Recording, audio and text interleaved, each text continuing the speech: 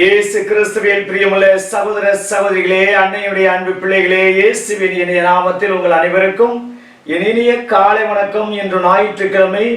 இன்று திருச்சபையோடு இணைந்து நாமும் மூவரு கடவுளுடைய திருவிழாவை இந்த நாளிலே கொண்டாடுகிறோம். கடந்த வாரத்தில் இறைவன் செய்த எல்லா நன்மைகளை நினைத்து பார்த்து நன்றி கூறுவோம். கடந்த வாரத்தில் ஆபத்திலிருந்து, விபத்திலிருந்து, இன்னல்களிலிருந்து, இடர்பாடுகளிலிருந்து, துன்ப துயரத்திலிருந்து, வியாதியிலிருந்து, மருத்துவமனைக்கு போகாத நல்ல உடல்நலத்தை இந்த மூவரும் இறைவன் நமக்கு கொடுத்தார். நன்றி செலுத்துவோம். நடந்தது அத்தனையும் அவருடைய கிருபையால், அவருடைய நன்மையால், அவருடைய ஆசீர்வாதத்தால் நடந்தேறியது.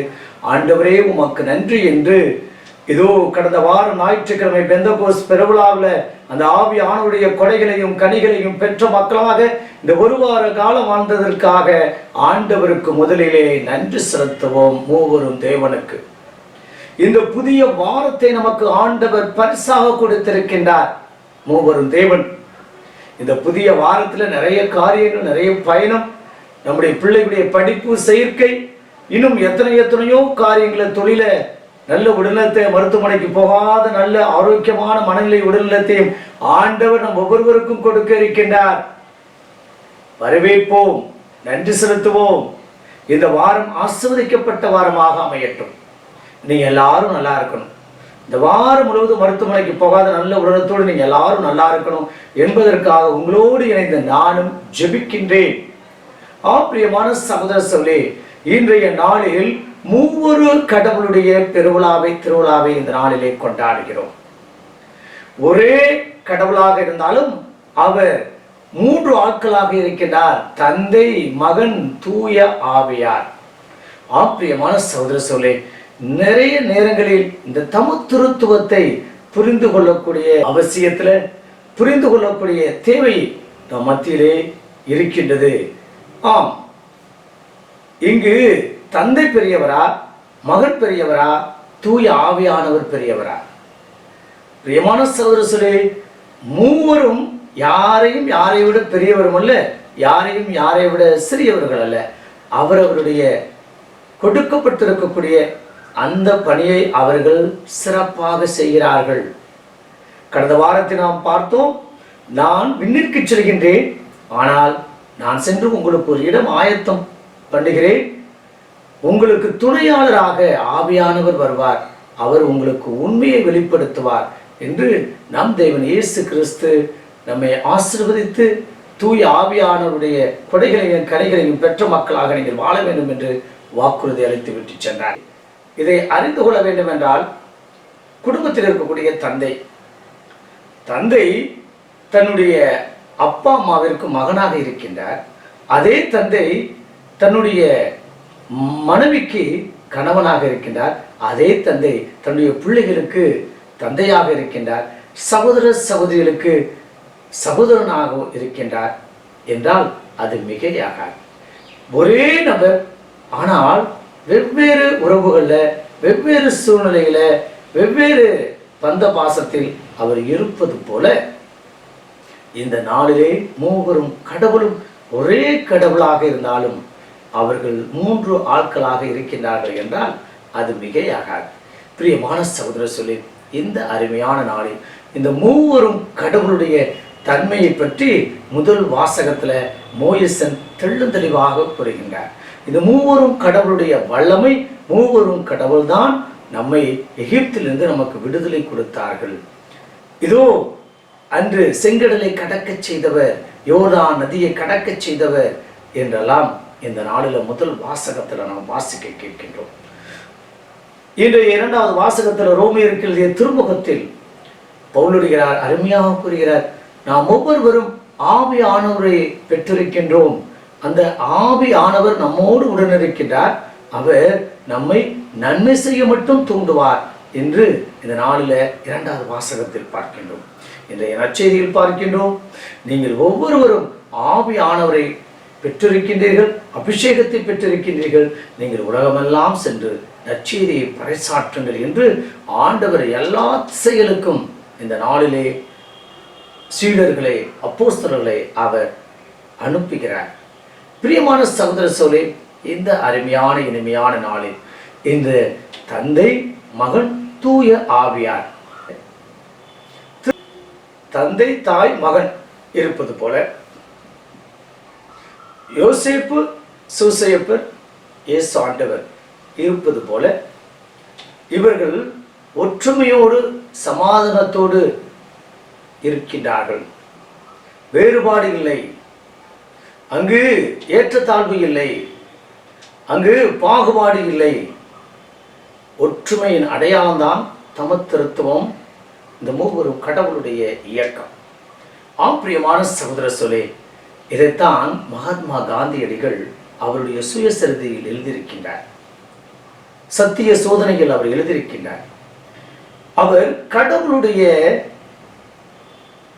தன்மையை பற்றி அவர் கூறுகிறார். கடவுளை நாம் கண்டதில்லை, கடவுளை நாம் உணர முடியும், ஆனால் அதை வெளிப்படுத்த முடியாது. அந்த கடவுளை உண்மையாலும் அன்பாலும் மட்டுமே நாம் பார்க்க முடியும். உண்மையும் அன்பும் எங்கு இருக்கின்றதோ அங்கு பார்க்கலாம். நேர்மையும் கண்ணியமும் எங்கு இருக்கின்றதோ அங்கு இந்த கடவுளை பார்க்கலாம். ஆகையால் கடவுள் உருவமற்றவர், ஆனால் அவருடைய பண்புகளை தமதாக்கி கொள்கின்ற போது அந்த கடவுளை, காணாத கடவுளை நம்மத்தியில நம் வழியாக வாழச் செய்ய முடியும் என்று மகாத்மா காந்தியடிகள் தன்னுடைய சத்திய சோதனையில் எழுதியிருக்கின்றார். பிரியமான சகோதர சொல்லே, அப்படியாக கடவுளை, இந்த மூவரும் கடவுளை நாம் உணர முடியும். ஆனால் யாரிடமும் இவ்வளவுதான், அவ்வளவுதான், இப்படித்தான், அப்படித்தான் என்று நாம் பேச முடியாது. ஒவ்வொருவரும் உணர்வது எப்போது, உணர்வதை எப்படி வெளிப்படுத்த முடியும், அந்த உணர்வை எப்படி நாம் மற்றவர்களுக்கு அறிக்கையிடுவது? கண்டிப்பாக, நிச்சயமாக நம்முடைய செயல்பாடுகள் வழியாகத்தான் இந்த மூவரும் கடவுளை நாம் வாழச் செய்ய முடியும். பிரியமான சகோதர சோலே, இன்றைய நாளில் எங்கு பார்த்தாலும் பலதரப்பட்ட விளம்பரங்களை நாம் பார்க்கின்றோம். கருங்காலி மரத்துடைய மாலையை அணிவித்துக் கொண்டால் நல்லது நடக்கும், நடக்காது நடக்கும், முடியாது முடியும், கூடாது கூடும், சாத்தியமில்லாதே கருங்காலி மாலை வழியாக சாத்தியப்படுத்த முடியும். இருந்தால் இந்த கருங்காலி மாலையை வைத்து பலதரப்பட்ட பூஜைகள் நடத்தப்படுகின்றன. அந்த கருங்காலி மாலைக்கு வல்லமை கொடுக்கப்படுகின்றது. ஆகையால் இதை நீங்கள் பயன்படுத்தினீர்கள் என்றால் நீங்கள் கடன் சுமையிலிருந்து, அல்லது குடும்ப பிரச்சனையிலிருந்து, வியாபார பிரச்சனையிலிருந்து, தொழில் நஷ்டத்திலிருந்து நீங்கள் விடுதலை பெற முடியும் என்று பலதரப்பட்ட தொலைக்காட்சியில் இதையே அவர்கள் ஒரு தொழிலாக நடத்தி வருகிறார்கள். ஆனால் இப்படிப்பட்ட நபர்களை நான் நம்புகின்றோம். கருங்காலி மரம் யார் பார்த்தது, எப்படி, எங்கு, இவையெல்லாம் சாத்தியமா? இந்த மாலைக்கு அவ்வளவு வல்லமை உண்டா? மாலை அணிவித்துக் கொண்டால் எல்லாம் நடக்குமா என்ற கேள்விகளாம் நிறைய நான் கேட்பதில்லை. இதோ பனைமரத்தில் காக்கா உட்கார்ந்தது போலதான். காக்கா உட்கார்ந்தவுடன் பழம், இதோ பனம்பழம் விழுந்ததான். காக்கா நினைத்து கொண்டதான் நான் உட்கார்ந்த பிறகுதான் பனம்பழம் விழுந்தது என்று. பிரியமான சகோதர சொல்லி, இப்படியாக இந்த நாளில் பலதரப்பட்ட நபர்கள் இதோ உச்சம் தலையில் கைகளை வைத்து தூங்கு போவதற்கு முன்பாக இந்த மந்திரத்தை சொல்லுங்கள், இதோ இந்த மந்திரத்தை சொல்லுங்கள், உங்களுக்கு நல்லது நடக்கும் என்றெல்லாம் கூட பலதரப்பட்ட நபர்கள் கூறுகிறார்கள். அதையும் ஒரு சில நபர்கள் மூட நம்பிக்கையாக பின்பற்றக்கூடிய நபர்களை நம்முடைய அன்றாட வாழ்க்கையில் பார்க்கின்றோம்.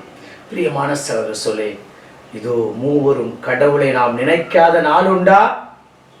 மூவரும் கடவுளை நாம் வணங்காத நாள் உண்டா? சிறப்பான விதத்தில் கத்தோலிக்க கிறிஸ்தவர்கள் தந்தை, மகன், தூய ஆவியாரின் பெயராலே ஆமென். எந்த ஒரு காரியம் தொட்டாலும் நாம் மூவரும் கடவுளை நினைக்காத நாள் அல்ல. சிலுவை அடையாளம் வரைகின்றோம். இது மீட்பின் அடையாளமாக இருந்தாலும் அங்கு தந்தையும் மகனும் தூய ஆவியாரும் குடிகொண்டிருக்கின்றார்கள், வல்லமை மிக்கவர்களாக இருக்கின்றார்கள். இப்போது நான் கூறினால் நீங்கள் நம்புவீர்களா? ஒவ்வொரு நாளும் தூங்கு போவதற்கு முன்பாக உங்களுடைய உச்சந்தலையில் கரங்களை வைத்து தந்தை மகன் தூய ஆவியாரின் பெயராலே என்னை ஆசீர்வதியும், என்னுடைய எண்ணங்களை ஆசீர்வதியும், என்னுடைய காரியங்களை ஆசீர்வதியும், என்னுடைய சிந்தனைகளை ஆசீர்வதியும், என்னுடைய தொழிலை ஆசீர்வதியும், என்னுடைய பிள்ளைகளை ஆசீர்வதியும், அவருடைய படிப்பை ஆசீர்வதியும், அவருடைய தேர்வை ஆசீர்வதியும் என்று 10 முறை சொல்லி பாருங்கள். கண்டிப்பாக நிச்சயமாக நடக்கும். மற்றவர்கள் சொல்வதை நம்புகின்றோமே, இந்த மந்திரத்தை சொல் அல்லது இந்த மாலை அணிவித்துக்கொள், உனக்கு நல்லது நடக்கும் என்று சொன்னால் அதை வட்டிக்கு காசு வாங்கி கூட அதை எப்படியாவது வாங்க வேண்டும் என்று இதோ துடிப்போடு இருக்கின்றோமே. பிரியமான சகோதர சொல்லே, மூவரும் கடவுளை நாம் நினைத்து பார்ப்போம். அவருடைய வல்லமை நம்மேல் என்றும் உண்டு. ஏனென்றால் திருமுழுக்கின் வழியாக அபிஷேகத்தை பெற்றிருக்கின்றோம். அவரை நினைவு கூர்ந்தால் போதும், அவரை நினைவூட்டினால் போதும், இந்த மூவரும் கடவுளை அழைத்தால் போதும், அவர்கள் மூவரும் நம்மை பாதுகாத்து வழிநடத்தி பராமரித்து நமக்கு புது வாழ்வு கொடுக்கக்கூடிய இந்த மூவரும் கடவுளை ஒருபோதும் மறக்க வேண்டாம். தந்தை மகன் தூய ஆவியாரின் பெயராலே என்று சொல்லாமல் இருப்பதில்லை. அது ஜெபமாக இருக்கலாம், வழிபாடாக இருக்கலாம், நவநாளாக இருக்கலாம், திருப்பலியாக இருக்கலாம், அல்லது வேறு ஏதாவது வழிபாடாக இருக்கலாம், நற்செய்தி கூட்டமாக இருக்கலாம், நற்கனை ஆராதனையாக இருக்கலாம். எங்கு சென்றாலும் இந்த தந்தை மகன் தூய ஆவியாரின் பெயராலே ஆமென் என்று சொல்லாமல் இருப்பதில்லை. பிரியமான சகோதரர்களே, இந்த மூவரும் கடவுள் நம்மோடு உடன் இருக்கின்றார்கள்.